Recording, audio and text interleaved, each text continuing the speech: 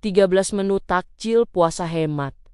Rasa nikmat gaji aman, Ibu wajib tahu. Sebelum lanjut, klik dulu tombol like dan subscribe ya. Dan bantu share ke teman-teman lain. Makasih, yuk langsung lanjut. Apa kabar ibu-ibu semua? Semoga sehat dan tangguh selalu ya. Ibu pasti merasa kalau harga cabai dan bawang saat ini sedang balapan dengan cicilan rumah saking mahalnya. Padahal bulan puasa baru saja dimulai.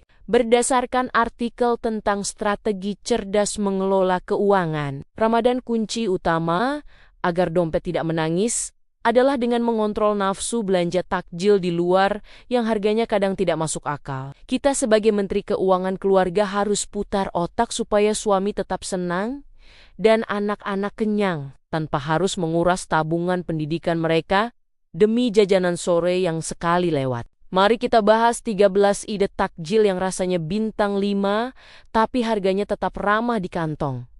Karena dibuat dengan cinta serta sedikit taktik penghematan. Bumbu yang ibu wajib tahu. Menu pertama yang wajib ada di meja adalah bakwan sayur garing yang isinya sengaja ibu perbanyak tepungnya daripada sayurnya agar lebih kenyang dan hemat minyak goreng. Kalau ibu merasa kurang manis, silakan tambahkan pisang goreng sebagai menu kedua yang bahannya cukup dari pisang kepok sisa kemarin yang sudah terlalu matang. Pisang yang sudah hitam kulitnya itu justru harta karun karena rasanya sangat manis sehingga ibu tidak perlu boros gula pasir lagi saat menggorengnya untuk keluarga tercinta. Berlanjut ke menu ketiga yaitu kolak pisang ubi yang porsinya bisa ibu perbanyak dengan potongan ubi kayu hasil belanja di pasar kaget sore hari yang biasanya sedang promo. Jangan lupakan bubur sumsum sebagai menu keempat karena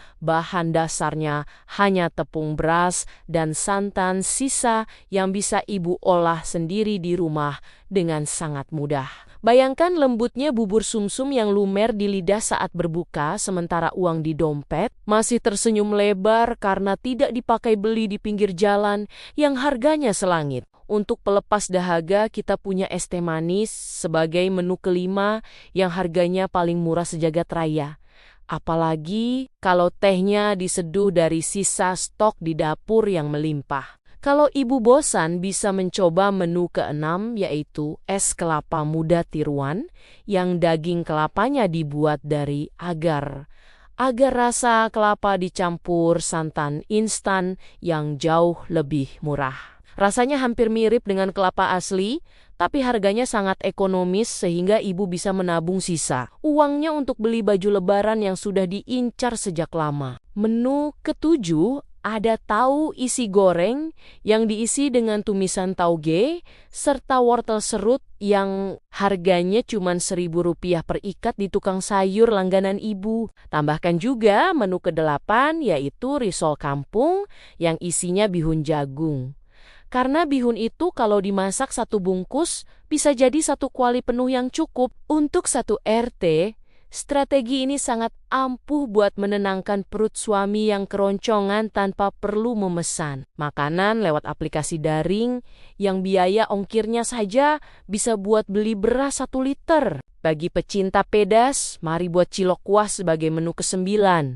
Karena modalnya cuma tepung, kanji, dan sedikit kaldu ayam kemasan yang gurihnya minta ampun. Menu nomor 10 adalah seblak takjil sederhana yang menggunakan kerupuk sisa atau kerupuk mentah paling murah yang ada di warung sebelah rumah. Ibu tidak perlu pakai topping ceker atau bakso mahal, karena kerupuk dan aroma kencur yang menyengat saja sudah cukup membuat lidah bergoyang kegirangan menyambut azan maghrib. Menu ke-11 adalah es buah buatan sendiri yang sederhana tapi tetap terasa spesial. Isinya tidak perlu macam-macam atau buah mahal. Cukup pepaya dan melon yang harganya lebih terjangkau di pasar. Potong kecil-kecil dengan ukuran yang rapi supaya terlihat cantik. Tambahkan sedikit sirup atau air gula. Boleh juga diberi es batu dan sedikit selasih agar tampilannya makin segar. Walaupun bahannya sederhana, kalau disajikan di mangkuk kaca cantik milik ibu, tampilannya langsung berubah jadi terlihat mewah dan elegan. Kadang yang membuat makanan terasa istimewa itu bukan dari mahalnya bahan, tapi dari cara penyajian dan sentuhan kasih sayang ibu di dalamnya. Menu ini juga sangat hemat, karena bisa dibuat dalam jumlah banyak dengan biaya minim, tapi tetap menyegarkan setelah makan besar saat buka puasa. Anak-anak pasti suka, suami juga senang. Tamu yang datang pun tidak akan menyangka kalau ini dibuat dengan budget sederhana. Sebagai pelengkap rasa manis, ada dadar gulung sebagai menu ke-12. Jajanan tradisional satu ini memang tidak pernah gagal bikin suasana buka puasa terasa lebih hangat dan nostalgia. Kulit hijaunya yang cantik bisa kita buat sendiri dari perasan daun pandan.